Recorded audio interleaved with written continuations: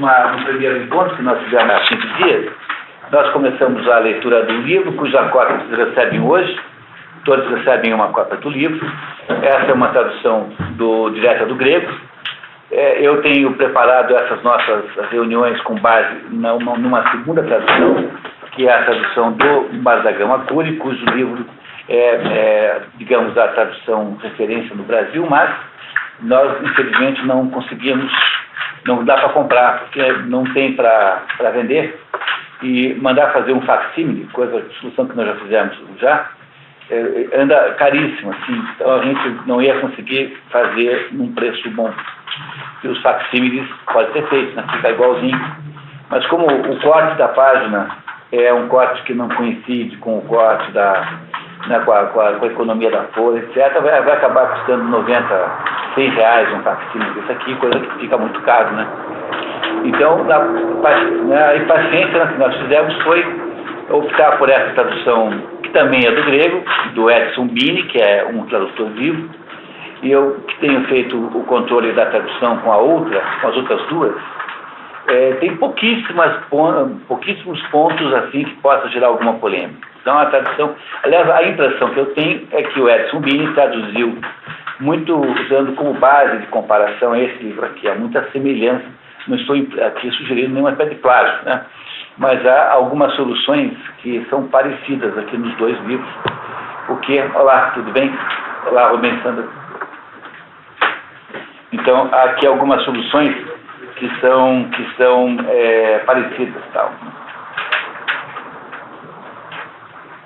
Então o jeito como nós trabalhamos aqui é lendo esse livro aqui, acho que vocês todos recebem cópia hoje, e eu controlo a tradução com esse aqui, e na dúvida sempre há uma tradução, embora não seja esse livro aqui, que é onde está o equivalente aqui no outro volume, são 2 volumes, eu também o controlo com essa edição aqui inglesa, que é uma edição maravilhosa, a obra completa de Aristóteles em 2 volumes. Se o seu inglês é mais ou menos bom, e se você quiser comprar um livro para ler o resto da vida, é esse aqui, tradução do Ross, que é um inglês no século XIX ainda, mas de qualidade extraordinária, maravilhosa, que é sempre o voto de Minerva, né? Quer dizer, quando empatou com os outros dois, eu desempato no Ross. Que aí também, né? Tá bom, né? A gente faz três avaliações, tá bom. Mas não tem pouquíssima situação em que precise fazer aí um desempate mais solene, porque a tradução que vocês estão recebendo aí é uma tradução muito boa. Então, a ideia a metodologia do grupo de leitura, como esse aqui existem outros 7 grupos de leitura, outros 6 ainda grupos de leitura acontecendo ao mesmo tempo, em várias cidades do Brasil, né? E que todos mais ou menos da mesma fórmula, com o mesmo jeito de fazer, em que a gente fundamentalmente lê a obra, uma determinada obra, e debate essa obra aqui entre nós.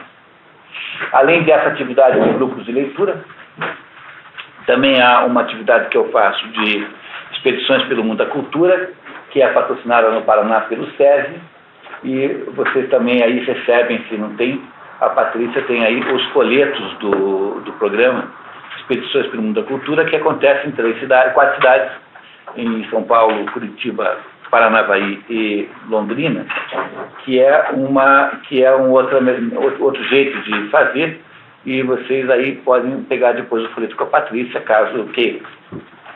Muito bem, então, feito isso, podemos começar? Que tal? O que vocês acham? Vocês leram até a outra vez numa fotocópia, né? E não sei se vocês marcaram ali, mas a minha impressão é que nós estamos, então, no item 3, começando o item 3, é isso? Na página 109. Boa noite, tudo bem? Todo mundo localizou? Então, para aqueles que estão vindo pela primeira vez hoje, né, que é a Anne que está aqui, que trabalha na Volvo, né? Quer falar um pouquinho de você, não? Estou me chamando de que quando eu morava fora, me chamava de Anne. Mas hoje eu até tenho uns colegas que conhecem a Rosiane, né? Eu trabalho na Volvo, no departamento jurídico. Já conheci os dois numa palestra, no evento 14 de Juillet, Consulado da França. Consulado da França. E fiquei bastante interessada. Muito bem.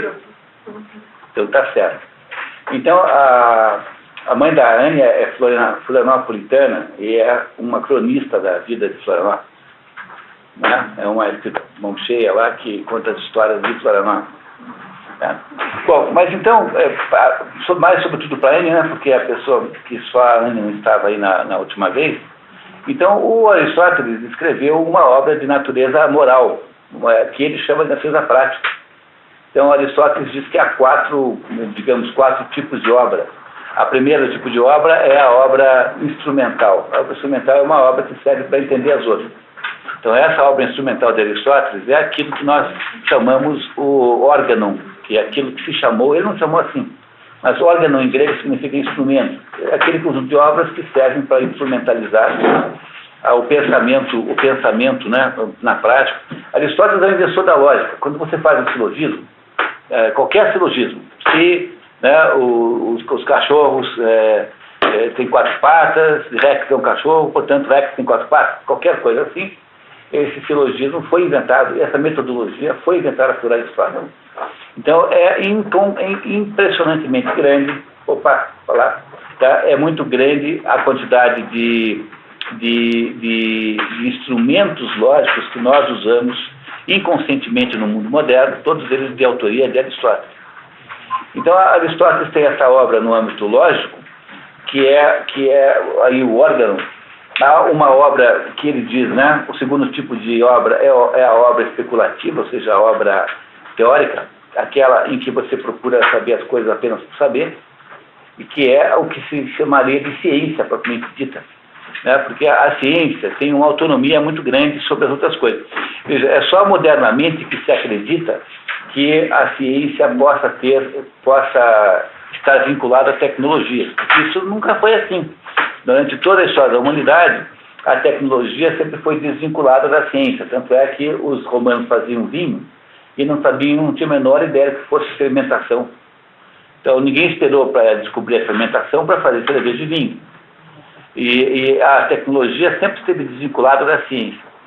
O terceiro tipo de obra, na visão de Aristóteles, é a obra prática, que é a obra moral, ou seja, aquela que ensina você a agir sobre a vida, a se portar no mundo, é a parte mais, digamos, mais concreta da filosofia. É a filosofia prática, que o Aristóteles chama assim, mas que nós chamamos de filosofia moral, basicamente. E o quarto tipo de obra é a obra técnica, aquela que permite que você aprenda a fazer alguma coisa. Um livro de jardinagem, por exemplo, que ensina a cuidar lá das magnólias e tal. Então é um livro prático de que Aristóteles não escreveu nenhum. Aristóteles só não escreveu livros nesse ramo. Ele escreveu livros instrumentais, escreveu o órgão, inventou a lógica, escreveu obras especulativas. A maior parte da obra de Aristóteles são obras que procuram descobrir como as coisas são, portanto são obras de natureza científica. Aristóteles é, sobretudo, um autor científico. Um biólogo, se for pegar as obras de Aristóteles, as que sobraram, 80% é sobre biologia. São descrições de animais, de plantas, como é que funciona, como é que as plantas crescem, como é que não crescem. Então ele é o pai de todas as ciências. Ele inventou a botânica, inventou a zoologia, inventou a biologia, inventou... A medicina não, porque a medicina já era alguma coisa que ele trouxe de família. Ele era descendente de um médico, no tempo que a medicina era uma arte de natureza iniciática, que apenas os filhos dos médicos recebiam. Né? Ele era portanto, o pai dele, ele morreu muito cedo, né? O pai morreu cedo, e ele nunca foi um médico na prática, mas ele, de certa maneira, tinha o prestígio de ser filho de um.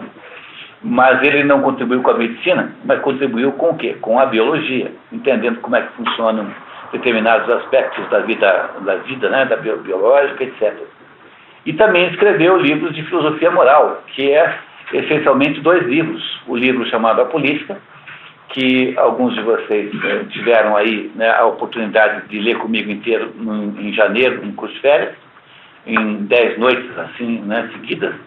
E o livro Ética Nicômacos, que é o livro que nós estamos começando a ler desde a quinzena passada, que é o livro de filosofia moral individual. Porque, no entanto, lembrem sempre que para Aristóteles não há muita diferença. Quer dizer, ele acha que o que preside todas as questões humanas sobre o comportamento humano é o fato, é a lei, e que o homem é um zoon politikon. Zoon politikon, em grego, significa animal social.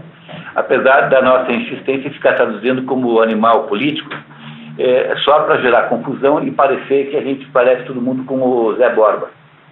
Entendeu? Quer dizer, é uma coisa assim inacreditável, que a gente não consiga compreender que zoon politikon é o homem é um animal que vive na polis, vive na cidade. Portanto, ele é um sujeito social. O ser humano, a sociabilidade do ser humano é tão natural quanto as funções fisiológicas, digamos assim. E é por isso que todo o processo de filosofia ética de Aristóteles começa com a política. Nós vimos a política antes da ética, justamente para criar uma referência que ele mesmo estabelece como sendo anterior. Quer dizer, ele acha que é preciso entender, né, que o ser humano individual vem antes do ser social. Quer dizer, a cidade se forma depois que as famílias existem, né? Então, só cuidado, porque aqui é fundamental fazer uma distinção entre o que é prioridade cronológica, o que acontece antes no tempo, e o que é prioridade ontológica, o que acontece antes no sentido. Então, embora a cidade seja posterior no processo, na linha do tempo, ela é, na visão de Aristóteles, o principal assunto da vida humana, que é a vida humana é baseada fundamentalmente nessa ideia de vida social. Portanto, o que se devia, a ação humana deveria ser uma ação voltada para a produção da melhor vida comum possível. E isso gera uma confusão dos diabos, porque o Aristóteles o tempo todo diz que os interesses da cidade, às vezes traduzidos por estados, são maiores do que do indivíduo. E essa maneira de dizer acaba induzindo a confusão de você achar que a gente tem todo mundo que obedeceu o Chaves. Entendeu? O problema é que, não esquecer jamais, de nenhuma hipótese, que o Aristóteles, ele pensava a cidade humana na polis grega. A polis grega era uma pequena cidade de 10, 15 mil habitantes. Atenas deve ter tido no seu auge 500 mil, alguma coisa assim. E essas cidades, né, pequeníssimas, dirigidas por um rei, de modo geral, tinha esse nome na Grécia, ela é uma cidade de homogeneidade cultural tão extraordinária, que no teatro grego, em nenhum momento, jamais alguém lançou uma peça, e todo ano cada dramaturgo tinha que lançar 3 para participar daqueles festivais de Dionísio. Todo mundo escrevia 3 peças. Então, era assim, uma peça da outra, era mais o festival de Curitiba, assim, em Atenas, né? Então, tinha teatro o tempo todo. E nunca, jamais alguém apresentou uma peça que os espectadores não tivessem absoluta certeza do que se tratava. Quer dizer, aquelas entidades mitológicas, aquelas histórias, todas eram coletivas. A uniformidade grega é tão grande, que o Werner Jäger escreveu o livro Paideia justamente para demonstrar que foi a poesia homérica, em primeiro lugar, depois o teatro grego. Lá, Cristiane, tudo bem? Tá? A poesia homérica, depois o teatro grego. Faz 100 minutos para fechar. Tá? Que foram deixa eu olhar lá, né? Que foram esses aí, que foram os responsáveis pela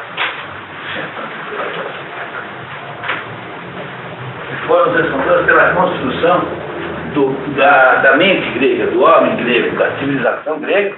E quando a gente fala civilização grega, estamos falando de metade do mundo moderno, porque o mundo europeu, dentro do qual mais ou menos nós estamos inseridos, né, nós somos assim europeus com um pouco de Guarânia, né, mas no fundo nós não parecemos com outras culturas.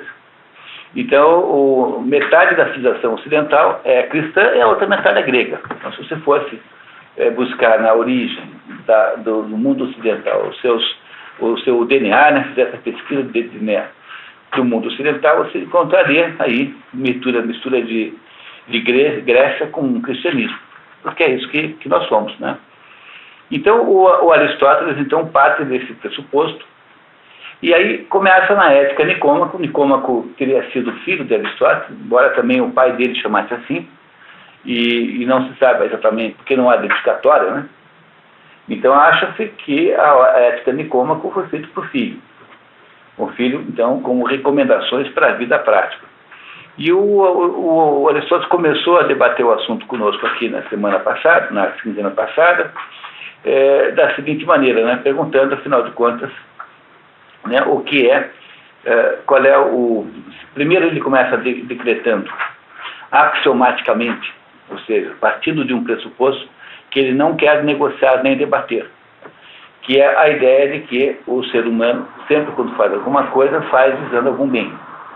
Essa é uma proposição axiomática, quer dizer, é uma afirmação que o Aristóteles acha que se autodemonstra. Não é preciso criar uma justificativa em torno disso. Dizer, ele não faz isso apenas nesse caso, ele faz várias afirmações axiomáticas o tempo todo, entre elas a própria defesa da existência de Deus, que ele nunca chama Deus assim, que ele chama de motor primeiro, porque não é possível que a gente vá até o infinito para buscar quem foi o primeiro que produziu alguma moda. Tem que parar em alguém. Então é uma conclusão, para Aristóteles, a existência de Deus é uma conclusão lógica. Então ele parte do pressuposto de que, primeiro, tudo que se faz na vida se faz com visão a um bem. Mesmo quando tem um sujeito maluco que faz uma coisa má. Mesmo nesse caso, continua valendo a ideia de que o ser humano produz sempre as suas ações visando um determinado bem.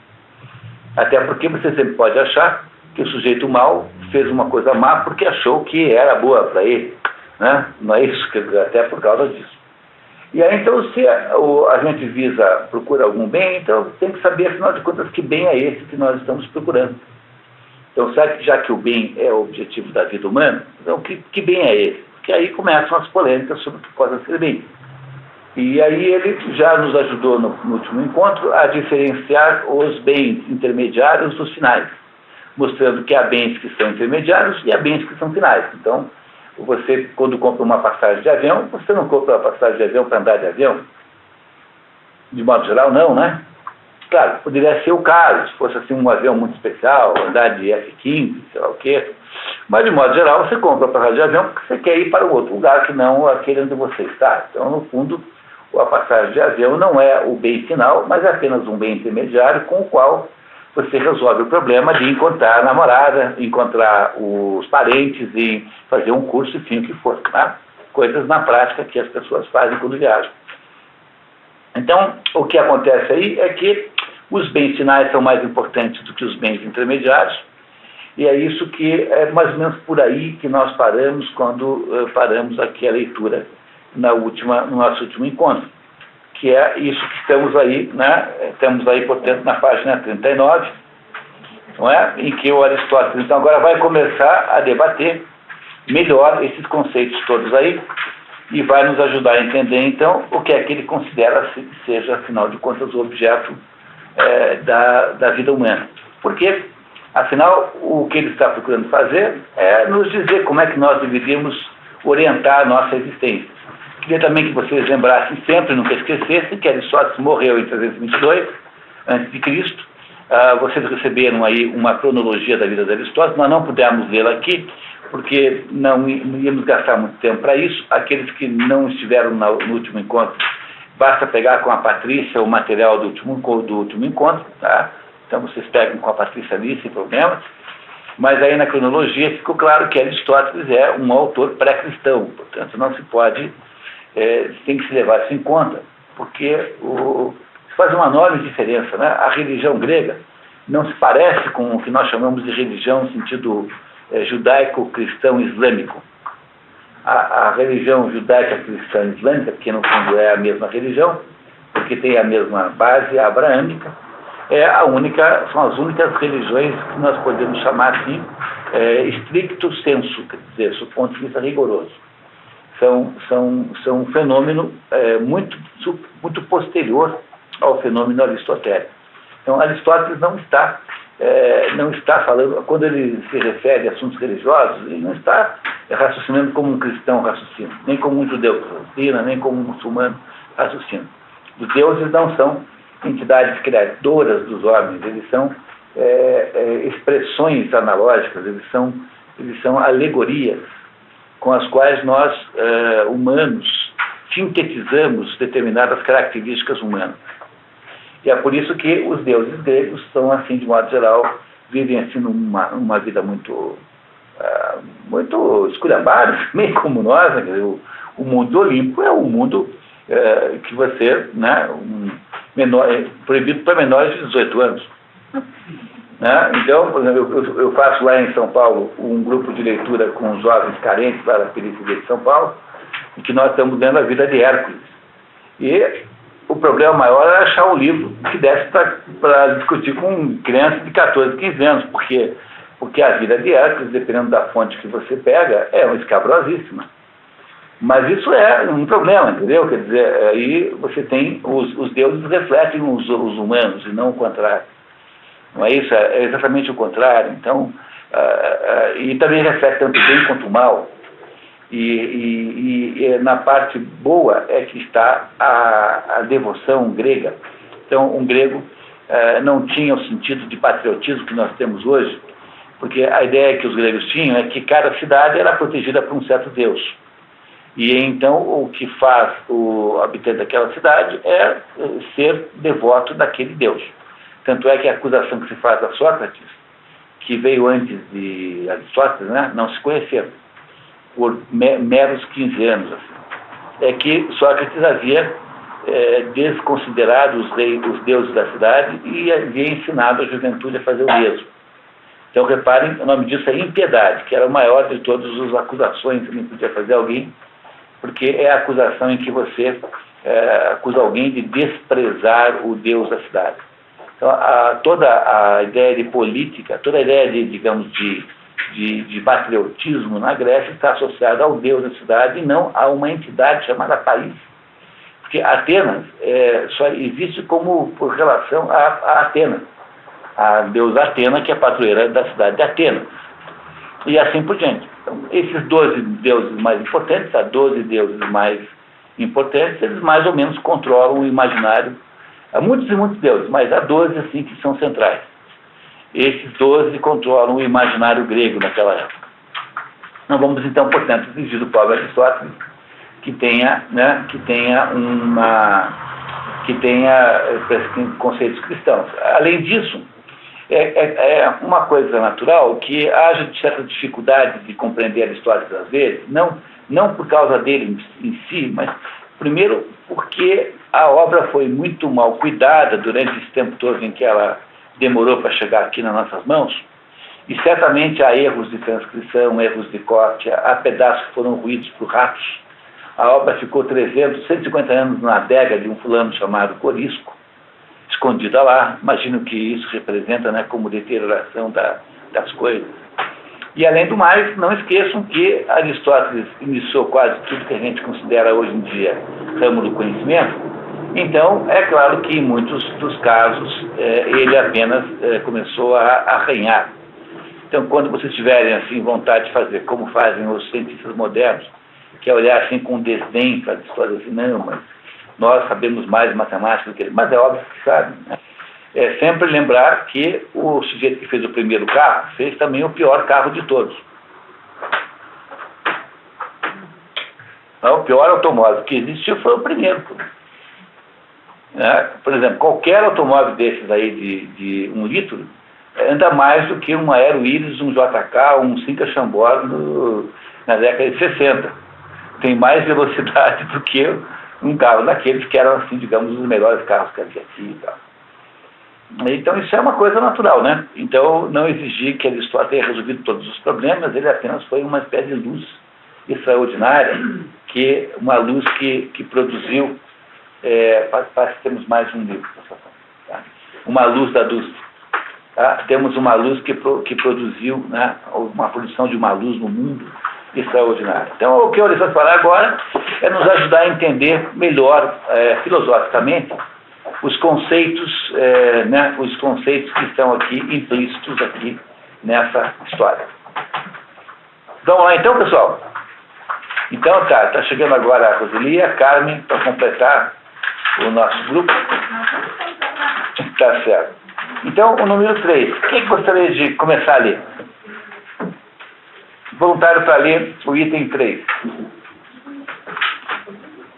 Sandra, pode ler então. Nossa descrição dessa ciência se mostrará adequada se atingir o grau de precisão pertinente ao tema. Não é de esperar uma idêntica exatidão de forma indiscriminada em todas as funções da filosofia, assim como em todos os produtos das artes que o... Ele está começando a dizer o seguinte, que ele vai discutir o tema, mas discutir um tema faz-se com um grau de precisão variável.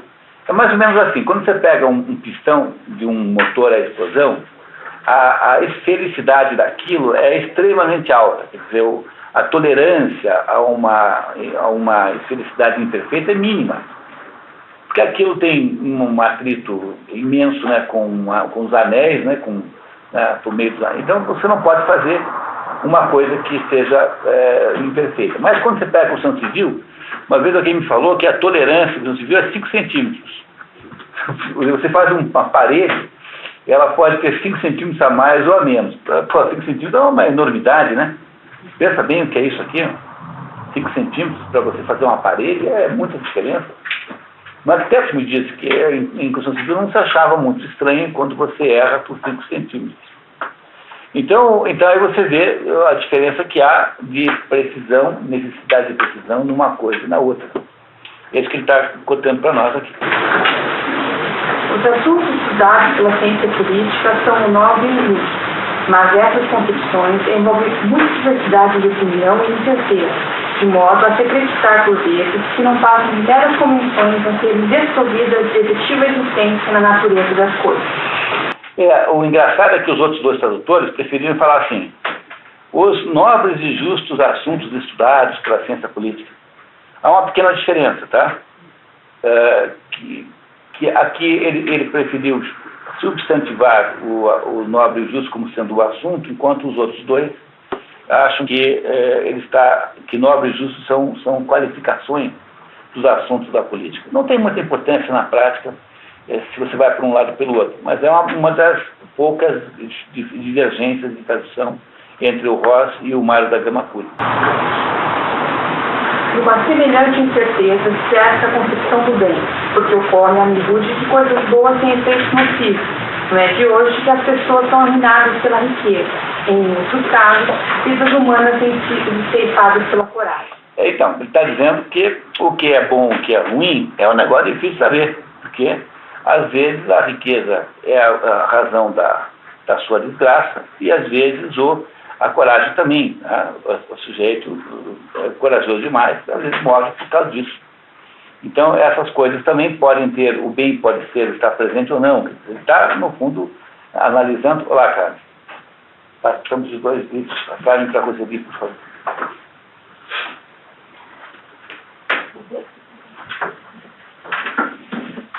Então, o que ele está dizendo é que isso que parece bom nem sempre é tão bom quanto parece. Como preferir. Tá.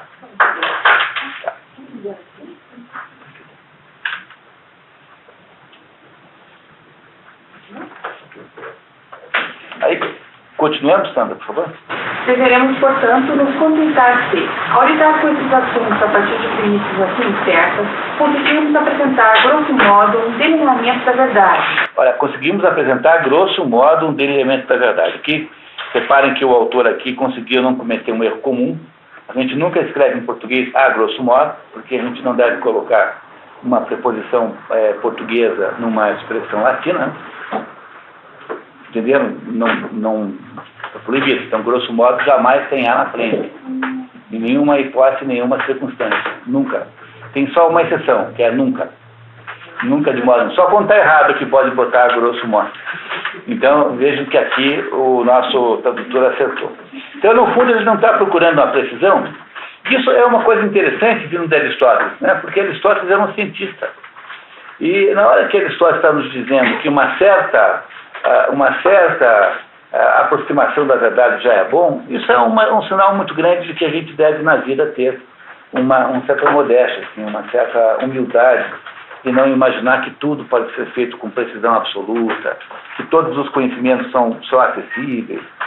Eu tenho dito para vocês, queria insistir, a primeira premissa para alguém desenvolver uma vida filosófica, uma vida intelectual, é partir do pressuposto de que não dá para saber tudo.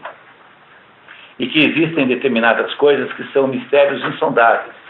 E que nós não saberemos nem mesmo o juízo final. Porque se soubéssemos todas as coisas, nós seríamos iguais a Deus. Como isso não é possível, seria uma autocontradição, porque facilmente a gente se comprova que nós não somos Deus, né? Então, não podemos conhecer tudo. E haverá sempre para o ser humano áreas de mistério insondável, insolúvel, grandes abismos de coisas desconhecidas que nunca seremos capazes de saber. E essa é a pressuposição número 1 para quem pretende ter uma vida intelectual. Porque se você não tem essa pressuposição, o que acontece é que você vira um desses pernósticos acadêmicos que tem lá um modelinho qualquer, marxista, psicoanalítico, sei lá o que for, e que ficam pegando todo mundo e fazendo caber naquilo. Pô, entendeu? Então, tudo que acontece no mundo, né, por que o Destaque errou a rua? Certamente tem alguma coisa a ver com a mãe dele. Entendeu? Alguma coisa tem ali e tal. Essa atitude, assim, é uma atitude muito anticientífica, muito antifilosófica. Em última análise, portanto, é bom nós termos uma certa modéstia com isso. Considerando que nossos objetos de estudo e nossas premissas não passam de generalidade, será suficiente para aportarmos a conclusões de validade geral. Em conformidade com isso, é-nos facultado solicitar ao estudante que também aceite os vários pontos de vista que formulamos dentro do mesmo espírito, pois constitui a marca de uma medida fluida esperar aquele grau de precisão em cada modalidade que é permitido pela natureza do assunto em particular. Então, sejamos bom senso, né? Não esperar precisão demasiada onde ela não é possível. Reparem que ele fala de estudantes. Este livro aqui é um dos tais estudos acromáticos. Vocês sabem, há dois tipos de livro do Aristóteles. Há os livros, digamos, exotéricos com X, que foram feitos para serem divulgados ao público em geral, e esses livros sumiram, desapareceram. Eles sobrou só o Convite à Filosofia, que no Brasil, aliás, já foi traduzido, e eu acho que não tem mais nada. E a Constituição de Atenas, só. E os outros são todos livros esotéricos com S, feitos para dentro, né? Ou acroamáticos. O que significa isso? São livros que nasceram de anotações dos seus alunos. Então, o professor dava de manhã uma aula para os alunos, era uma aula sem debate. O Aristóteles ficava lá na frente dos alunos e fazia uma espécie de palestra. Até hoje faz assim, por exemplo, na França, as aulas magnas nas Sorbonne são feitas assim. À tarde, o Aristóteles abria a porta do liceu e aí entrava quem quisesse do povo e fazia então uma aula dialogada com ele, um debate filosófico. Então, essa obra aqui é uma obra feita na manhã, quer dizer, o que está aqui é uma obra que não foi editada para o público. Então, foram alunos que anotaram a obra de Aristóteles e foram, aos pouquinhos, dando uma edição caseira, assim como anotações de aula. Pois não, Cláudio? Acroamático. Acroamático. Né? Essas são as notas que se dava para essa aula da manhã. Tá? O mais fácil, esotérico com S de manhã, exotérico com X à tarde. Exotérico com X, X para fora, né? E esotérico com S para dentro. Então, para dentro é iniciático.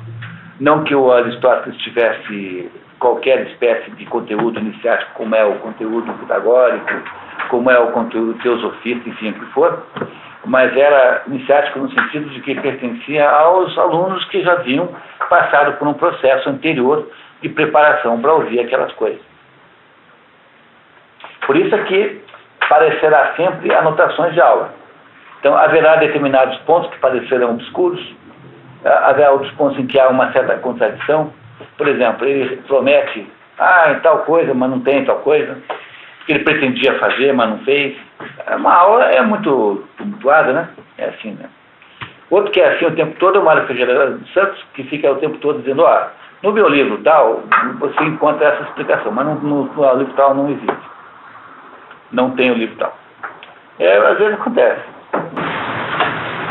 É igualmente implausível aceitar conclusões meramente prováveis de um matemático e exigir demonstrações rigorosas de um orador. O grau de precisão em ambos é diferente, né?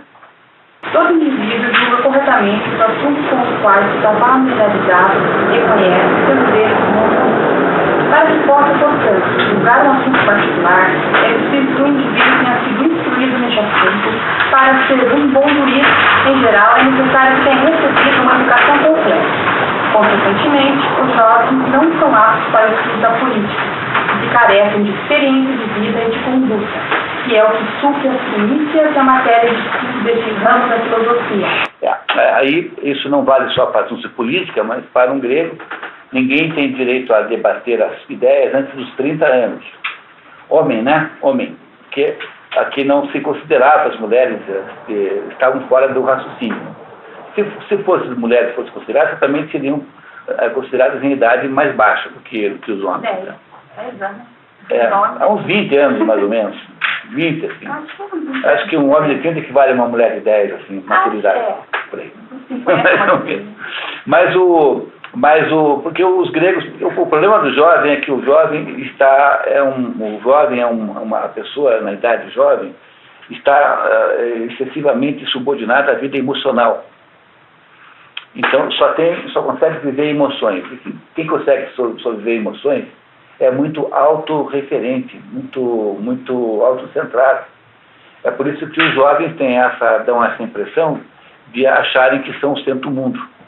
Porque eles só vivem emoções, só. Então, um grande, maravilhoso livro que explica isso, que conta esse romance, é o livro chamado O Processo Maurícios, que vocês conseguem comprar no centro, assim, a R$10, é muito barato, é bem fácil de encontrar. O Processo Maurícios, que é um livro de um alemão chamado Jakob Wassermann. Esse Jakob Wassermann escreveu um livro em que tem lá um sujeito chamado Etzel Andergast, que é um menino, assim, de uns 16 anos, e esse menino é filho de um juiz. E o pai dele é um juiz, um sujeito maduro, e ele descobre que o juiz cometeu um erro judiciário contra um sujeito chamado Maurícios. Não que ele tivesse nada contra o outro, simplesmente não considerou lá certas provas, coisas que acontecem, e acabou o outro lá preso, o Maurícios. O Etzel Andergast fica horrorizado com aquilo, e ele então resolve tirar limpo a história. E ele então foge de casa, pega um dinheiro com a avó, foge de casa, vai para Berlim e vai atrás do sujeito que saberia quem era o verdadeiro assassino. E aí então ele acaba descobrindo quem foi. Quando volta, o pai dele, quando soube, né, que deixou um bilhete, né, dizendo que o pai dele interessou-se pelo caso e indultou o tal do Maurícios. E ele, quando descobre que o pai indultou o Maurício, fica furioso, porque indultar o fulano é apenas perdoar o crime que ele teria feito. Mas ele não fez crime nenhum. Então ele não tem que ser indultado, ele tem que ser inocentado, que é muito diferente. E aí, então, o livro todo conta a história de uma personalidade juvenil que tem uma obsessão por uma justiça puramente emocional. Tá? Ele quer que exista a justiça perfeita. Em última análise, é isso que ele deseja que aconteça. Então, essa atitude é uma atitude juvenil, é isso que ele está dizendo aqui. Então, os jovens não são capazes de se dedicar a assuntos de natureza, digamos, assim, mais ampla, porque os jovens vivem aí prisioneiros das suas emoções, dos seus momentos emocionais. É isso que ele está dizendo, por isso que não é para você discutir filosofia com um jovem, né? A regra grega era, primeiro aprende a dançar, depois aprende filosofia. Então ninguém devia poder ser juiz, por exemplo, antes de ter... Juiz trabalhista tinha que ter empregado antes de poder ser juiz trabalhista. Primeira condição. Sujeito, não, o senhor é candidato a juiz? O senhor é empregado? Não, então não pode ser juiz. Entendeu? Isso que eu estou dizendo, tá? É que você não pode deixar pessoas da área psicológica, por exemplo, pessoas a quem se entrega crianças problemáticas para cuidar, tinham que ter uma certa vivência, uma certa experiência de vida. E como é que a gente vai cuidar de criança se não tem os próprios filhos?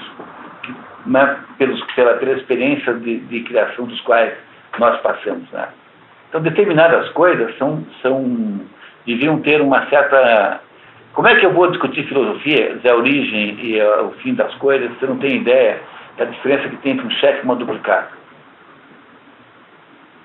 Tudo isso é muito difícil, né? Porque a vida prática, a gente não deve ensinar filosofia para criança, como se quer fazer hoje, porque antes de poder ter o pensamento especulativo, que é o pensamento filosófico, o cidadão tem de ter o pensamento positivo, quer dizer, ele tem que entender as coisas concretamente, arrumar emprego, casar, namorar, essas coisas, tá? Pegar o ônibus, entendeu? Arrumar uma prestação, essas coisas concretas da vida. É claro que sempre há as exceções dos gênios, né? Então, né, os gênios são naturais, né? Agora, Munir, o que se ensina nas escolas não é filosofia, né? Aqui no Brasil, é curso de formação de petista. É isso que se ensina nas escolas aqui. Filosofia na escola é uma maneira de você fazer o quê? A juventude hitlerista do PT. O que é o tal de Tela Pintada? São a juventude hitlerista do PT. É aquela massa de gente emotiva, essa gente que ele está dizendo aqui. Gente no auge dos seus hormônios e das suas emoções, que você diz assim, ó, vamos então matar os padeiros. E eles vão lá e matam os padeiros. Todo processo revolucionário precisa de uma juventude agressiva, que é a juventude hitlerista do PT, e essa coisa de cara pintada, que é isso? Agora temos que fazer caras pintadas em maior quantidade, então vamos ensinar a filosofia no segundo grau. Pois é, porque eu falei com um professor de filosofia, ele tinha um discurso bom, eu falei, se ensina a história da filosofia, se ensina a reflexão, então, ensina a reflexão. Então, a reflexão que eles propõem, eu não conheço esse caso, né? É assim, olha pessoal, tem dois tipos de filosofia. A filosofia que defende os pobres e a que defende os ricos. Então você vai aprender a filosofia que defende os pobres. É isso que eles fazem, é formar militante. É gente disposta, né, a agredir os outros. E mesmo os nossos professores de filosofia sabem... Todos eles só sabem isso, porque a escola de filosofia só ensina isso. Então, tirando aquele outro... Quando ainda tinha no Brasil, ainda havia uma densidade cultural no seminário, então eu me lembro que eu estudei filosofia aqui na Federal, né? Não terminei o curso, mas estudei o curso Física Zero. Então tinha lá o Paridreia, né? E que dava aula de filosofia de verdade. E havia lá o outro Frei, como era o nome do outro Frei. Havia lá dois padres que eram assim velhos professores, que sabiam latim, sabiam grego, e que davam aula de filosofia. E eram mal vistos pelos outros, porque eram reacionários, porque estavam ensinando Aristóteles, quando na verdade era para ensinar Marx. E de lá para cá, na medida em que essas pessoas foram morrendo, você constituía o curso de filosofia baseados apenas em determinados autores da moda, modernos, todos eles inconsistentes. Então, é um desastre esse negócio de filosofia no segundo grau, né? Mas, enfim. Continuamos, Sandra, por favor. Você parou nas paixões. Além do que, eles são conduzidos por suas paixões, de modo que o cidadão sem um propósito ou proveito por quanto a finalidade que se tem é a ação e não o conhecimento. E não faz diferença alguma se são jovens de 1 ano ou se é uma questão de imaturidade. O Niemeyer, por exemplo, está ali no mesmo caso. Entendeu? Entendeu? Mesmo tendo 90 anos. A lacuna não tem cunho cronológico. O problema é que suas vidas e as várias metas destas são norteadas pelo passional, pois para tais indivíduos, seu conhecimento, como para os indivíduos falsos de autocontrole, é inútil. Entretanto, para aqueles que seus desejos e ações, através do sentido racional, o conhecimento dessas matérias poderá ser sumamente valioso. Tudo que os gregos apostam é na ideia de que há um determinado grau de maturidade que é a maturidade do spoldaios. Spoldaios com S mudo na frente. Spoldaios em grego significa homem maduro. No fundo é esse homem maduro, que é alguém que tem assim, uma certa idade, que não se deixa dominar pelas paixões, que tem uma certa temperança, que tem uma capacidade de analisar as coisas com justiça, que é esse o sujeito que deve lidar com os assuntos intelectuais. O Spoldaios. Spoldaios em grego significa homem maduro. Essa expressão Spoldaios é homem maduro. Então o que ele está dizendo é que a gente não deve se meter, deixar os jovens cuidarem desse assunto. Porque o rapaz, né? Rapaz é a mesma palavra de rapace. Rapace é a origem da rapina. A rapina, ave de rapina. Rapaz é a mesma origem. Quer dizer, as pessoas jovens são potencialmente malfeitoras e não benfeitoras do conjunto. É preciso, portanto, exige-se uma certa maturidade na vida para lidar com isso. Que isso baixe a dica de introdução contra o estudante do assunto, ao espírito no qual nossas conclusões devem ser recepcionadas e ao objetivo que estabelecemos diante de nós. Retomando, digamos, que toda ação de conhecer e toda intenção deliberada são dirigidas à concepção de algum bem. Lembra, isso é um axioma, tá? Isso, ele não provou, ele apenas parte do pressuposto que isso é verdade. Um axioma é uma verdade que se autocomprova. Não é isso? Por exemplo, A igual a A. Como é que você não precisa nem demonstrar isso? Isso é axiomaticamente verdadeiro. Digamos, autodemonstrável. Então ele está dizendo assim, olha, tudo que se faz é para um bem. É isso que ele está voltando aqui. Examinemos o que declararmos como sendo a meta da política, ou seja, qual o mais elevado entre todos os bens cuja obtenção pode ser realizada pela ação. Política no sentido de administração da polis, né? Da cidade, da comunidade. Lembrando sempre que ele não está falando do Brasil, está falando lá daquela cidadezinha grega com 10 mil pessoas que têm o mesmo imaginário, né? Que pensam igual, que têm a mesma formação mental. Verbalmente, é-nos possível quase afirmar que a maioria esmagadora da espécie humana está de acordo no que tange a isso, pois tanto a multidão quanto as pessoas refinadas a eles se referem como a felicidade e identificam viver bem ou dar-se bem como ser feliz. Quer ler a nota, por favor, senhor embaixo? Eudaimonia. Daqueles termos... Felicidade é a tradução de eudaimonia. Tá? Eu é bonito. E daimos é espírito. Né? Então, o demônio vem dessa palavra.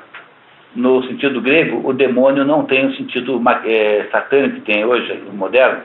Tanto é que o Sócrates sempre dizia que toda vez que ele ia tomar determinada decisão, uma voz falava com ele que era o demônio familiar. Que é, no fundo, uma analogia para falar em consciência moral, né? Mas o demônio não é, para um grego, uma coisa má. Então, o demônio é um espírito bom. Isso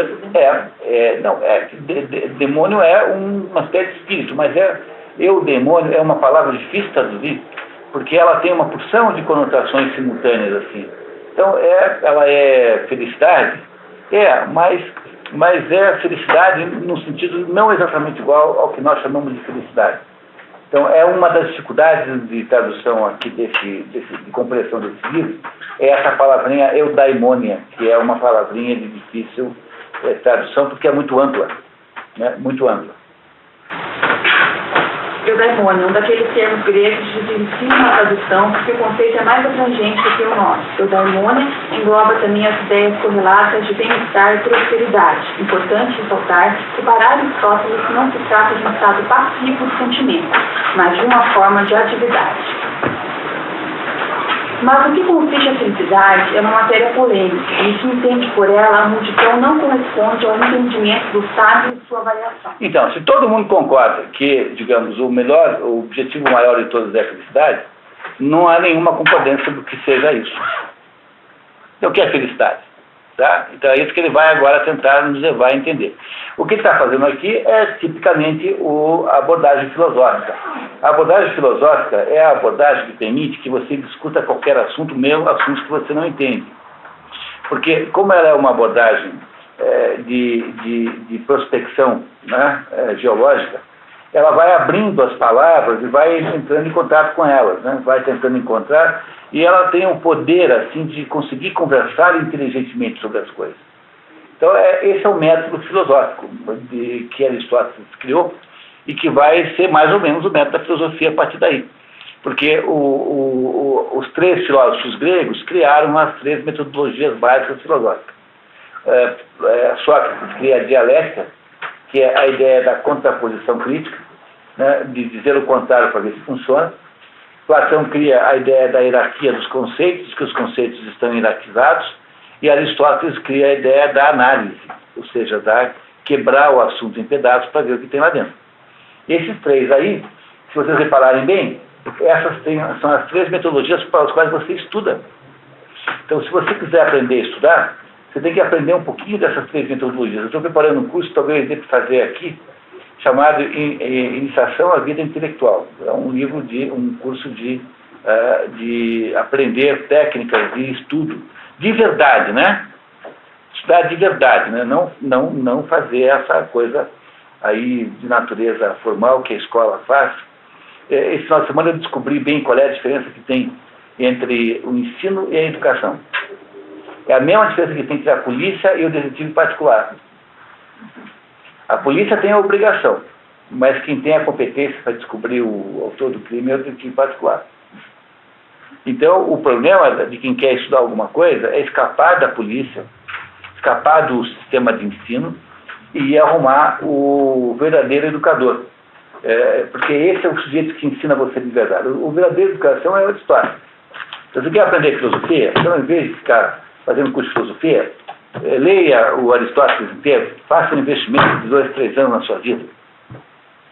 Aí você vai saber o que é filosofia. Então, a educação não coincide com o ensino, apesar de que, de vez em quando, coincide, porque sempre tem um sujeito bom no sistema de ensino, e como o professor é, na prática, incontrolável, porque não há força nesse mundo que possa interferir na aula que o professor dá, de vez em quando você topa com alguém que ensina alguma coisa de verdade. Mas, de modo geral, o principal defeito, o principal engano pelo qual nós acabamos não compreendendo o fracasso da educação no Brasil, é que nós pressupomos que o sistema de ensino é capaz de fazer isso. E não é. Então, mesmo quando tem alguém dentro do sistema de ensino que é genial, esse sujeito é cada vez mais difícil de encontrar, porque se ele sabe o que sabe apenas do sistema de ensino, ele não saberá muito. Mas se ele é alguém que conseguiu pular fora, bom, aí então você tem alguém com capacidade verdadeira de ajudar. Então, o maior de todos os enganos que nós cometemos e ilusões é imaginar que o sistema de ensino possa ser igual ao sistema de educação, e não é. Na verdade, o sistema de ensino é apenas um método pelo qual a sociedade distribui as pessoas economicamente. Entenderam? Por que você faz pós-graduação MBA? Porque o pessoal de recursos humanos escreve lá no jornal que se você não tiver isso, você não arruma emprego lá não sei onde. Só por isso. Ninguém está querendo fazer MBA de verdade. É uma amolação desgraçada ter que ir lá aguentar umas aulinhas toda noite. Por que o sujeito tem que ter o segundo grau? Porque a diaba da mulher de recursos humanos escreve no jornal que para poder ser ascensorista, você tem que ter segundo grau. Embora não precise, né? Mas por que ela faz isso? Porque no Brasil tem 180 mil habitantes e uma economia que é 5% americana. Então, quando você põe uma nota assim, faxineiro, aparece 12 mil candidatos.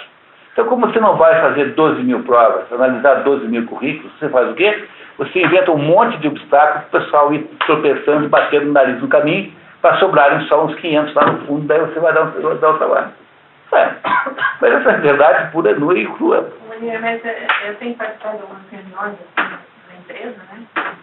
E isso é discutido, assim, na diretoria, assim, até formação.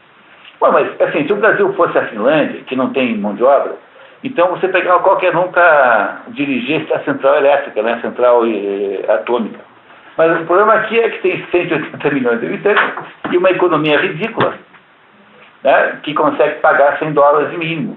que tem trabalho? Porque não tem não tem trabalho. Então essa é a razão pela qual a gente não entende nada da educação, porque a gente não compreendeu ainda que esse negócio chamado sistema de ensino não é um sistema de educação, é um sistema de posicionamento social. É uma maneira de distribuir o pessoal em volta do frango. Quem está mais perto, mais longe. É só isso. É por isso que não tem nenhum paradoxo de que paga um mau professor, mas óbvio, porque para fazer mesmo essa farsa, por que você vai querer pagar bem professor? É o negócio mais incrível do mundo. 25% do orçamento público. Nós pegamos as crianças 8 anos da sua vida e colocamos pelo menos 5 horas por dia numa sala. É a profissão que tem mais gente. Se você pegar, o Paraná tem 55 mil professores ligados ao Estado. Curitiba tem 20 e poucos mil professores.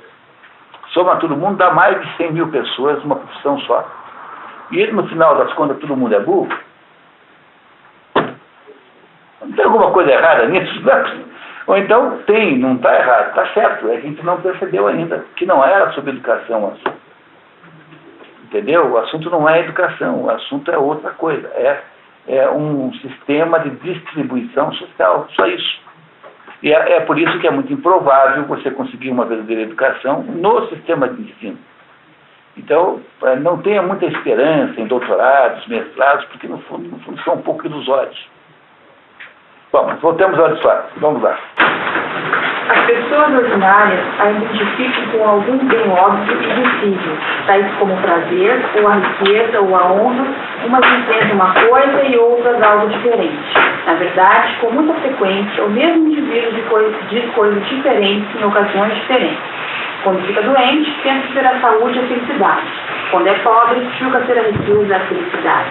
Em outras oportunidades, sentindo-se conscientes de sua própria ignorância, os indivíduos comuns admiram aqueles que propõem algo grandioso que ultrapassa a compreensão deles e tem sido sustentado por alguns pensadores.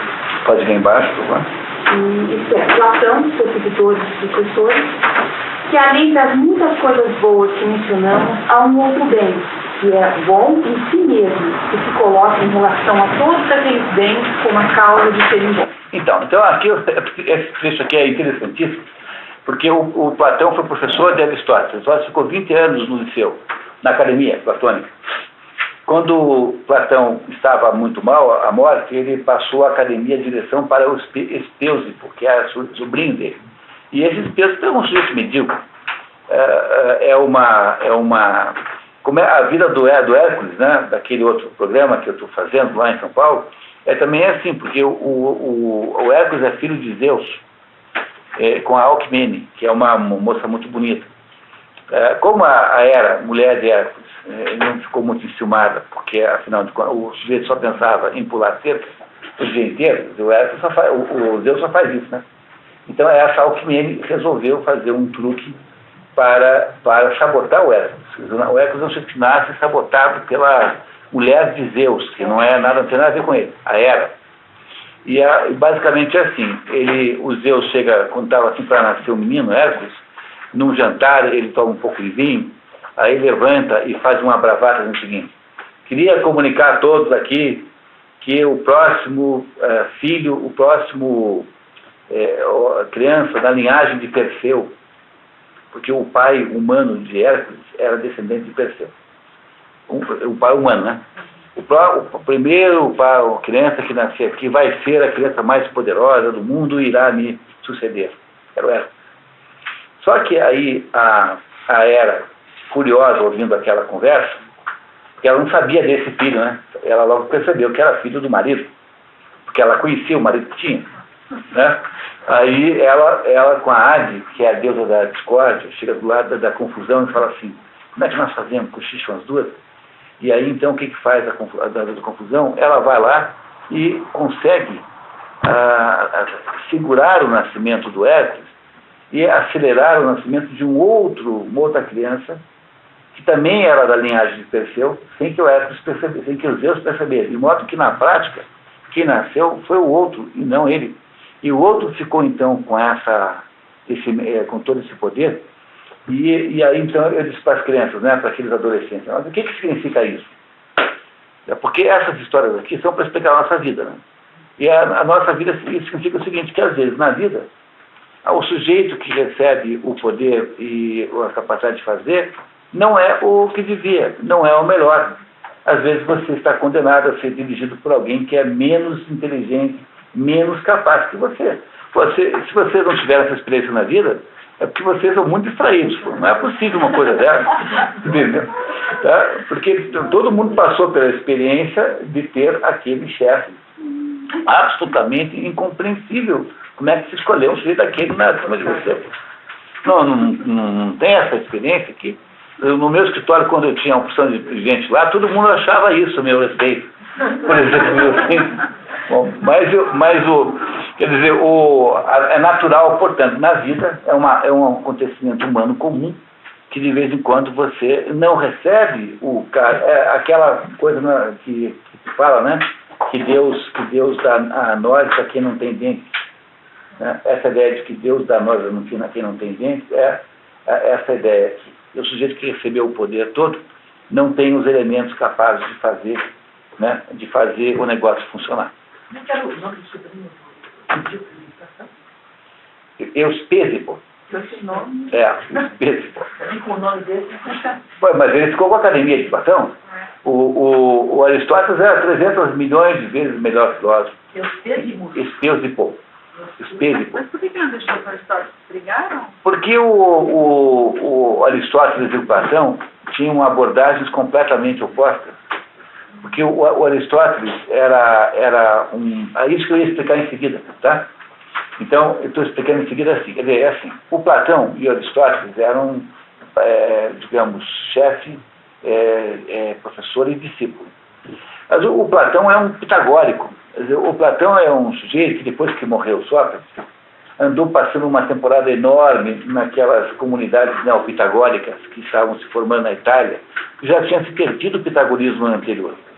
E o Platão, então, adquiriu dos pitagóricos essa ideia de que existem coisas que são coisas abstratas e que essas coisas são as verdadeiras coisas. No fundo, é o princípio, digamos assim, do cristianismo, da religião, são a ideia de que existem determinados níveis de realidade que são abstratos e são eles que existem de fato. E o que nós temos aqui são aí meras imitações do que tem aqui embaixo.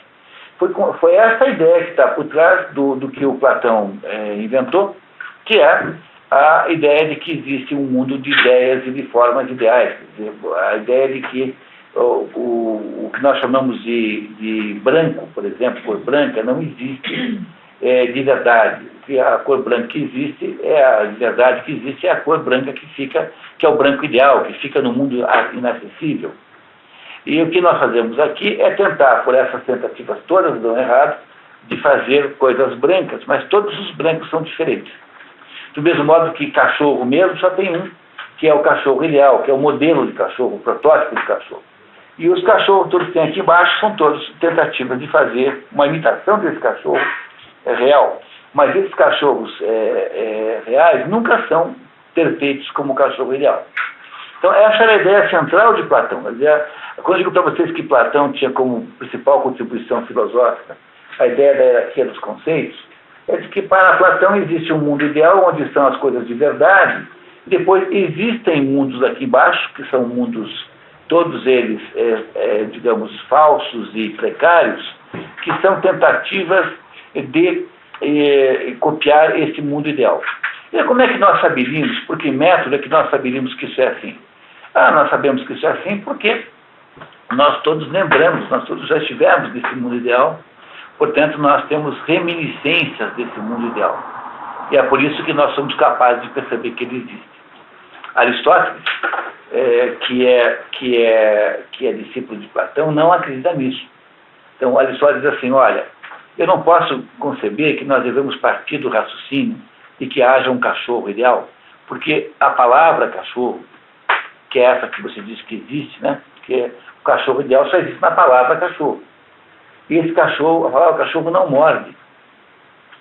Então, o que existe, na verdade, são os cachorros reais, concretos, que estão por aí. Essa cachorradinha que está por aí, todos os dois são os reais. E esses cachorros aí eu chamo tudo isso de cachorro porque eles têm uma coisa que os unifica, características comuns.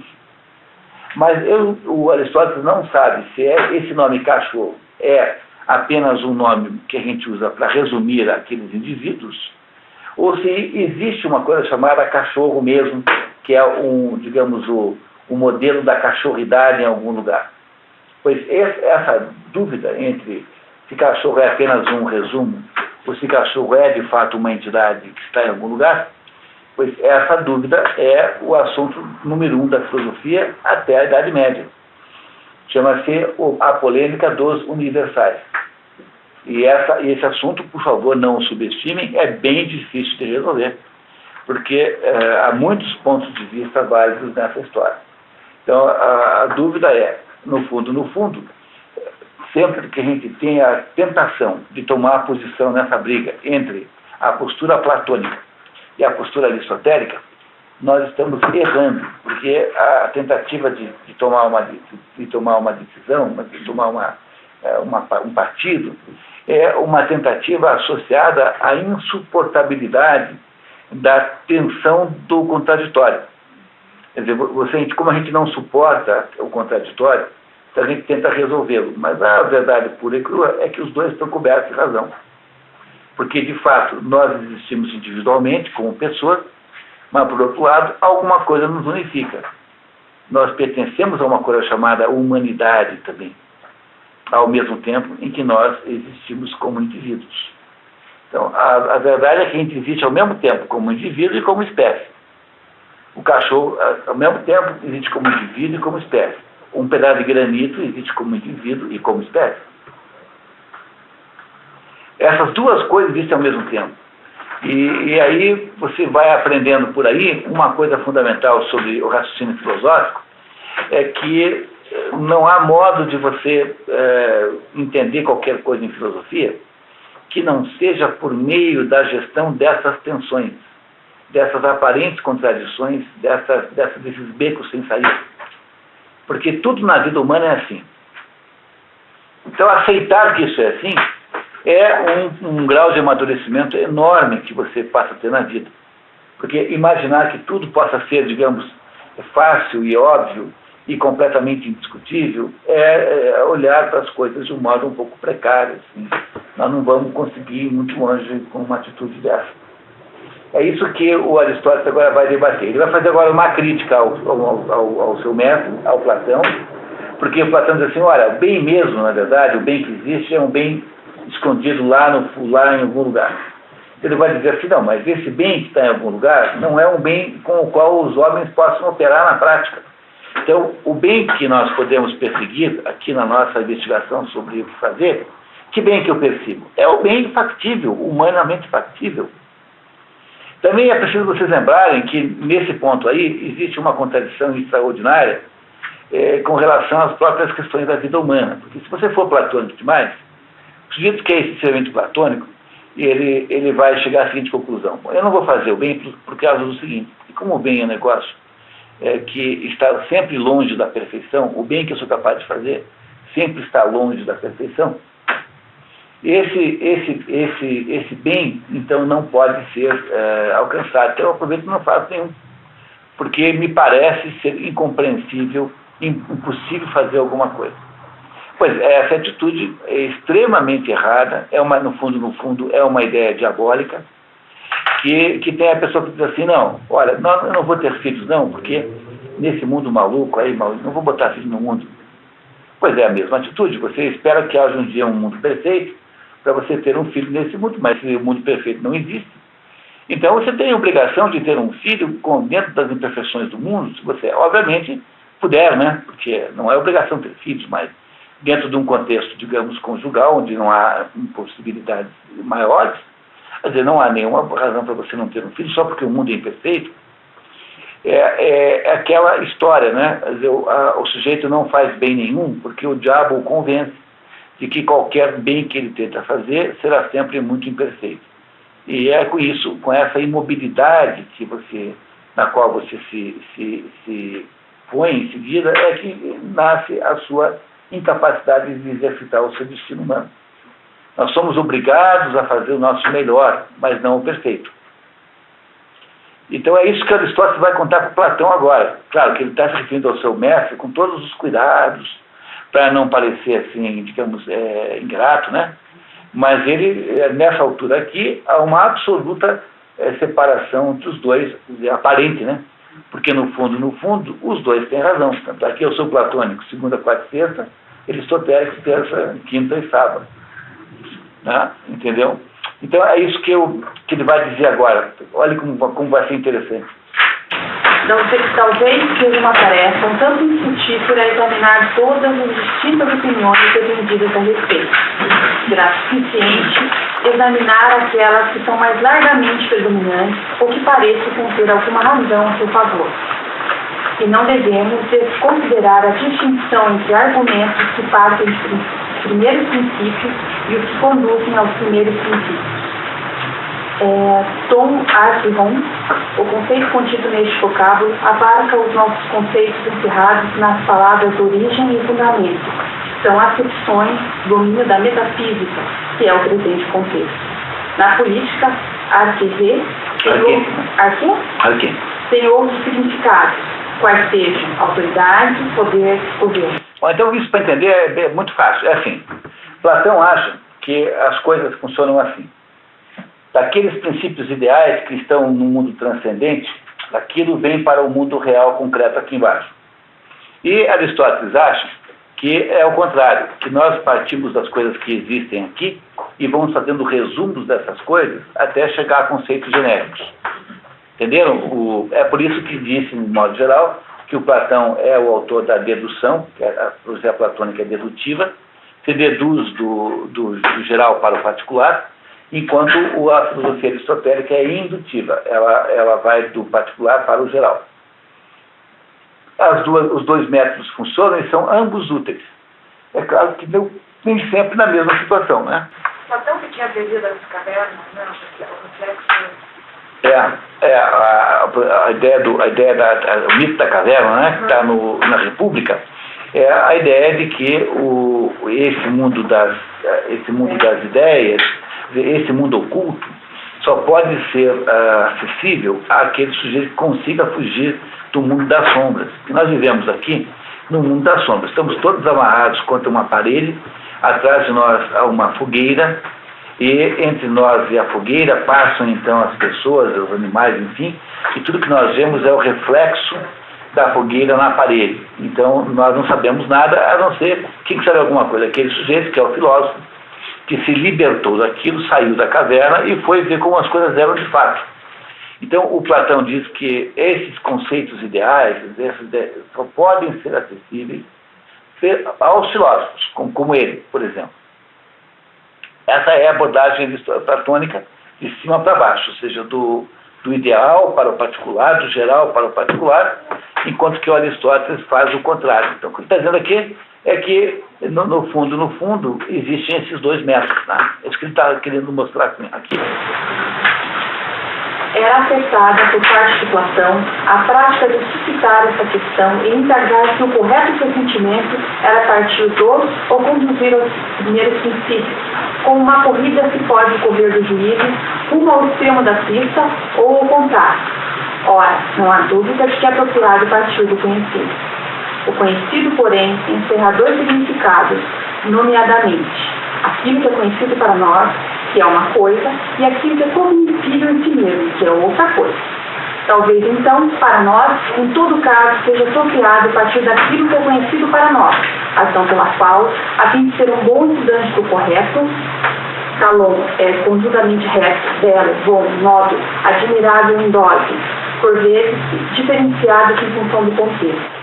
Os outros tradutores preferiram nobre em vez de reto, correto, traduzindo por nobre. Aqui, Aristóteles parece privilegiar a nossa ideia de reto e correto. Essa é uma pressuposição do tradutor, né? Talvez então para nós, em todo caso, seja apropriado partir daquilo que é conhecido para nós, razão pelo qual, a fim de ser um bom estudante do correto e do justo, e, em suma, dos tópicos da política em geral, o estudante se veja forçado a ter sido treinado nessas práticas, visto que o ponto de partida, ou o primeiro princípio, é o fato de uma coisa assim ser. Uma vez que seja isso claro ao estudante, não haverá para ele a necessidade adicional de saber por que é assim. Ele está defendendo a sua própria filosofia, quer dizer, partimos das coisas tais como elas estão ali concretas, e vamos raciocinar a partir delas, e não fazer como Platão quer, ao contrário. Então, em vez de nós inventarmos alguma coisa abstrata, vamos partir das coisas concretas reais que estão em torno de nós. É isso que ele está propondo. Aí ficou bem clara a divergência metodológica entre as duas filosofias, que não é uma divergência conflituosa no sentido de que é uma outra, mas as duas situações, as duas maneiras de pensar estão corretas. E no fundo é o que todo mundo faz, é isso mesmo. Eu parto de um abstrato, digamos, coletivo, e vou olhar os indivíduos que geraram aqui, se eu sou platônico, né? Agora, se eu sou aristotélico, eu parto dos indivíduos assim, reais, os transformo em categorias cada vez mais genéricas, até que eu imagino que possa existir uma categoria abstrata. No fundo, as duas metodologias funcionam. Tanto faz se eu faço a corrida nessa direção da pista ou nessa direção da pista. Não é? Só que ele acha que é melhor para a gente partir do real concreto, que é o método Aristóteles, e não do abstrato, que fica mais fácil trabalhar assim. É o que ele está nos ensinando aqui. No indivíduo que recebeu boa educação, já está ciente dos primeiros princípios ou pode obtê-los com facilidade. Quando o indivíduo tanto se reconhece, quando não pode aprendê-los, se ouça as palavras que existem. Melhor é aquele que tudo sabe por si, bom aquele que ouve os sábios. Mas aquele que, sem saber o lhe próprio, não aprende, a sabedoria de outrem é de fato um homem inútil. Não aprende a sabedoria de outrem é de fato um homem inútil.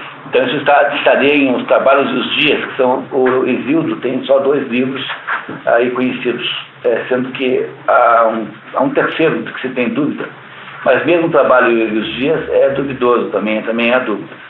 Mas há um livro do Exildo chamado Teogonia, que conta como é que nasceram os deuses, que está no programa desse ano das expedições pelo mundo da cultura. Está nesse programa aqui, a Teogonia. E esse Trabalho dos Dias é um livro diferente, é um livro que fala da vida concreta lá dos primeiros gregos. Então está aqui dizendo Exildo que você pode não saber, mas se você não tiver a humildade de aprender com quem sabe, então você é de fato incapaz de qualquer atividade intelectual. É o que ele está dizendo aqui. Ele está falando assim, olha, então vamos aprender comigo. No fundo é isso que ele está nos dizendo.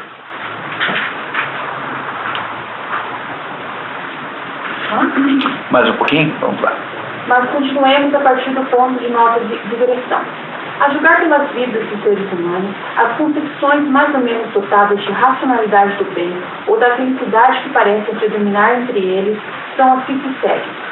Por um lado, os homens em geral, os mais vulgares, identificam o bem com o prazer e, em conformidade com isso, se satisfazem com a vida do gozo, pois há 3 tipos de vidas que particularmente se destacam. Ideia já presente no pensamento pitagórico. Aquela que acabou de ser indicada, que é do gozo, a vida da política e, em terceiro lugar, a vida da especulação. Especulação aqui é no sentido de reflexão intelectual, né? Então, reparem que o que ele está falando aí, o que ele está descrevendo, são as 3 castas superiores. Então, são as 3 castas superiores do conjunto das 4 castas hindus, que muitos de vocês já conhecem o conceito, né? Para os hindus, a primeira casta mais alta é a casta bramânica, que é a casta da especulação, ou seja, para um grego, né? Para um filósofo como Aristóteles, ele está falando do filósofo, mas é, no fundo, a mesma coisa, né? Como natureza da casta. Em seguida, a casta da política, que ele chama de política, que para os hindus é a casta dos guerreiros, portanto, dos governantes. E a terceira casta é a casta do gozo, ou seja, é a casta do empresário, é a casta dos valores materiais. Então tem aí as 3 castas hindus, só falta a 4ª, que não tem, porque para um grego a 4ª casta é o escravo, e o escravo é uma espécie de não pessoa, assim, né? Alguém que pertence ao mobiliário da casa. Né? O Aristóteles, na política, faz a defesa da escravatura, mas não na escravatura como nós entendemos hoje, desculpe, da escravidão, né? Escravatura não é a melhor palavra. Então, faz a defesa da escravidão como, assim, a escravidão é completamente aceitável quando o sujeito é escravo por natureza. Então, o que é ser escravo por natureza? Ele não é cruel, ele tem toda uma metodologia, mas o sujeito que é escravo por natureza é aquela pessoa que não é capaz de tomar conta da própria vida. É a definição da quarta casta que os hindus fazem, que é a definição da massa. A massa que tem por aí é a quarta casta. Então, ele não entra no mérito da quarta casta porque ele está falando de um grupo social que é mobília da casa. O Aristóteles não defende a escravidão em qualquer circunstância. Por exemplo, a escravidão forçada, aquela em que você transforma o vencido em escravo, ele acha a maior ignomínia do mundo. Porque só devia ser escravo quem tem vocação para escravo. Ele supõe, portanto, que existam pessoas que têm por natureza a tendência a serem mandadas pelos outros. Que é o que nós chamaríamos hoje em dia de quem tem mentalidade de empregado. Não quem é empregado, mas quem tem aquela mentalidade de ficar salvando a sua própria vida ao longo da carreira. Então, repare que coisa interessante, que aqui estão descritas as 3 castas mais altas, né, com toda a clareza. Dizer, então, que para cada uma dessas castas há uma noção diferente do que seja felicidade. O geral da espécie humana se revela, assim como sendo inteiramente vil, definindo uma vida que é somente apropriada ao gado, embora tenha alguma razão do seu ponto de vista, porque muitas pessoas de alta posição compartilham com os sentimentos de Sardanápolo, monarca assírio sem consistência histórica de caráter mítico. O sofista tardio Ateneu Genal, cerca de 250 a.C., atribui uma espécie de máxima a Sardanápolo, que é, ou seja, come, bebe, diverte, diz que tudo mais não vale um estalo do dedo. Ele atribui também o trecho de um desabafo que assim finaliza. Quer dizer, eu tenho que comer e ainda os furiosos atos de ultraje e amor carnal que realizei e experimentei ao passo que minha riqueza. Quer dizer, esse Sardanápalo é uma espécie de modelo do sujeito sensorial, glutão, daquele que vive para os prazeres da carne, para os prazeres da vida, né? Que é uma espécie de suicídio. Quem quiser entender isso, tem um filme maravilhoso chamado A Comilança, La Grande Bouffe, que é feito com 4 atores que se chamam com os próprios nomes, que é o Marcello Mastroianni, o Ugo Tognazzi, o Philippe Noiret, e o outro qual era, meu Deus?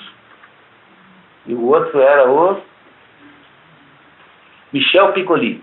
Esses 4 aí são 4 amigos, assim, 4 já cinquentões, assim, que se reúnem numa casa em Paris para comerem até morrer. E eles, então, comendo as comidas mais inacreditáveis que você possa imaginar. Um deles é um cozinheiro de... Esse filme vale a pena ver. É um filme maravilhoso, maravilhoso. Né? Chama-se A Comilança. Vocês encontram nas locadoras Cult aí. A Vídeo 1 tem ali da Praça da Espanha. Deve ter nessas locadoras melhorzinhas aí, que chama-se A Comilança. E faz a ligação clara nessa ideia, né? Aí tem uma professora ali que cuida de uns alunos que foi lá visitar a casa, porque dentro da casa tinha lá uma árvore que era histórica, que alguém tinha feito uma poesia embaixo dela, e aí achou ótima aquela ideia, ela também se associou ao grupo. Os professores ficaram os 5, então, numa orgia inacreditável de comida, de comilança, tentando comer até morrer. Então, ele está dizendo que a maior parte das pessoas humanas tem essa visão de vida, que é a visão das castas baixas. Essa é a visão. Quando você analisa lá o Abraham Maslow, a Andréa, que está aqui, fez um trabalho maravilhoso no curso de especialização dela, mostrando que a teoria do Abraham Maslow é para essa gente, basicamente, que está aí nessa casta, nesse grupo. E não é uma descrição da condição humana, não é uma descrição da natureza humana, mas é uma descrição até imperfeita, mas com alguma verossimilhança de como se comporta a maioria das pessoas, que aqui ele chama de gado. Agora, é engraçado que tanto os outros 2 tradutores chamaram de animais, e não de gado. Então não deixa de estar errado gado, porque, afinal, está usando aqui uma figura de linguagem. Mas ele está dizendo que o primeiro tipo de gente que tem no mundo, as pessoas mais básicas, digamos assim, são aquelas que se comportam como esse tirano aqui, assírio, que achava assim que você só leva da vida aquilo que você se divertiu. Portanto, vamos pedir mais uma rodada de chopp, né? Antes que eu esqueça, né? Tá, muito bem. Pessoas refinadas, por outro lado, tanto quanto homens de ação, pensam que o bem é a honra, pois pode-se dizer ser essa a finalidade da vida da política. Os outros tradutores estão chamando de pessoas mais qualificadas e não de refinadas. Acho que é melhor falar em mais qualificado, né? Me parece mais adequado. Mas a honra, afinal, se figura demasiado superficial para ser o bem pelo qual buscarmos, uma vez que parece ela depender mais daqueles que a conferem do que daquele ao que é conferido. Então a honra, né? Então está dizendo, olha, a maioria só pensa em prazer, mas aqueles que acham que a honra é, na verdade, a felicidade, deviam levar que a honra é conferida pelos outros, não por você mesmo. E se você for pensar bem, né? Pensa bem, né? O ocupante, por exemplo, do cargo público de alto padrão, por exemplo, os ministros. Dá para imaginar gente mais furreca e mais vira-lata do que essa? O Manteiga não sabe fazer conta. Né? Para começar por aí, né? Quer dizer, o nível ministerial é de uma baixaria, de um nível baixo, humano, intelectual, filosófico, de dar medo. Portanto, ser ministro não é mais uma coisa que se diga assim, não, o sujeito foi ministro, porque julgado entre os seus pares, ele tinha mais competência que os outros. O sujeito é ministro porque o partido deve um favor ao outro partido, então é esse aí que escolheram porque é o sujeito que tinha mais chantagem, tinha mais poder de chantagear, e pronto.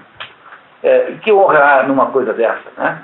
Quer dizer, que honra há, afinal, que valor há numa coisa como essa?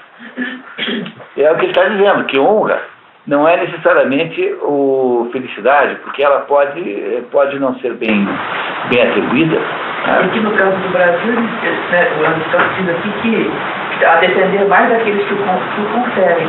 Então quem conferiu essa honra para aqueles ministros, acho que estão ainda pior ainda do que... Pois é, quer dizer, é aquela história do Groucho Marx, né? Eu jamais entraria para um clube que me aceitasse como sócio. Entendeu? Porque pode ter clube pior do que esse. Quer dizer, se o clube me aceitou como sócio, deve ter algum problema grave. Né? Entendeu? É essa história, quer dizer, você... Não é uma coisa mais ou menos assim. Ora, sentimos, por assim dizer, instintivamente que o bem deva ser algo próprio ao seu possuidor e difícil de ser dele suprimido. Ademais, o que motiva os homens a buscar a honra parece ser o assegurar a si mesmo seu próprio mérito. Ao menos, procuram ser honrados por homens de discernimento e por pessoas que o conhecem, ou seja, desejam ser honrados no terreno da virtude, do que se evidencia consequentemente que, em todos os casos, segundo o parecer dos homens de ação, a virtude é um bem maior do que a honra, podendo-se, talvez, em conformidade com isso, supor ser a virtude aquilo em que alguém é o melhor ou mais excelente. Muitos tradutores humanistas preferem, assim, o substantivo excelente, inclusive em função da enorme variação semântica sofrida pelo termo virtude a partir da instauração da civilização latina. Em lugar da honra, a finalidade da vida política. Virtude em grego é arete, A-R-E-T-E. E essa palavra arete é uma das palavras mais difíceis de traduzir também, porque ela significa virtude, mas virtude num sentido extremamente diferente do que nós aqui entendemos de modo geral. Virtude é a melhor tradução para isso, a excelência. Tá? A excelência. Então, você diz assim, olha, como a honra pode ser dada por alguém que não sabe o que é honra e, portanto, você não será honrado por isso, então talvez seja a excelência, ou seja, aquilo que não depende dos outros, que depende só de você, que seja, de fato, o que gera a felicidade. Estão entendendo o que está fazendo? Ele está tentando fazer conosco um passeio para entender o que é a felicidade. Né? O que é, afinal de contas, felicidade. Eudaimonia. O que é isso? Né? Então, ele está tentando entender o que é essa palavra, porque ele está até agora defendendo que se nós fazemos tudo em função de algum fim, então que fim é esse? E parece que a felicidade, eudaimonia, seja o fim. Mas o que é isso? Tá? Então, ele está primeiro dizendo, olha, não são os prazeres, mas também não são as honras, porque as honras vão e vêm. Você era ministro hoje, amanhã você está em desgraça, virou o Mares Guia, virou não sei quem, você virou lá o Dirceu, como é que chamava o homem lá? Não, estou falando do outro lado, aquele, seria um trocadilho com o nome dele, não lembro mais agora. Quer dizer, você vai do alto, vai do céu para o inferno em 2 minutos. Né? Então, essas coisas aí do mundo aí, material e político não são, talvez, a maneira de você obter felicidade, porque é muito precário. Então, talvez a felicidade seja alguma coisa mais associada à excelência da pessoa. É isso que ele está tentando ver se é. Vamos ver se ele consegue nos dizer mais alguma coisa sobre isso. Mas, mesmo a atitude submetida a exame se revela demasiadamente incompleta para ser prudente, uma vez que parece possível possuí-la durante o sono, ou durante a vida inteira, sem pôr em prática, e também ao homem virtuoso padecer as maiores misérias e infortúnios, sendo que ninguém consideraria que quem vivesse uma vida de misérias fosse feliz, a menos que insistisse em pagar o preço da manutenção de um paratóxio. Mas é desnecessário investigarmos esse assunto, isso que foi suficientemente abordado nas discussões ordinárias. As discussões originárias, onde foi abordado, são os tais dos livros esotéricos cuxis, que não existem. Porque se perderam, não é? Entendeu? Se perderam. Não que ele tenha prometido em falso. Então está dizendo o seguinte, olha, mas a virtude também, sabe que gera felicidade? Entendeu? O sujeito que é virtuoso, mas acontece com ele toda a desgraça do mundo, será que isso é felicidade? Dá para chamar uma pessoa assim de feliz? Então ele talvez está desconfiado que a arete também não seja também a fórmula da felicidade. É isso que ele está tentando debater conosco. Afinal de contas, o que é ser feliz? Essa é quase a ideia central do livro. Portanto, esse primeiro capítulo aqui é o mais complicado deles, é o mais que vai nos custar um pouquinho mais para ler, depois fica mais rápido. Paremos um pouquinho, pessoal, tomamos um café? Legal, top. Então tá.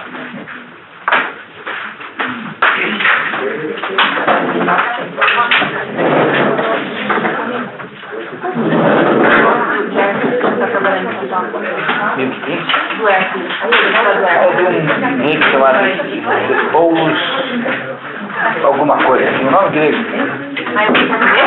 Tem, claro. Dá o título, mas não dá o doutor. Também estava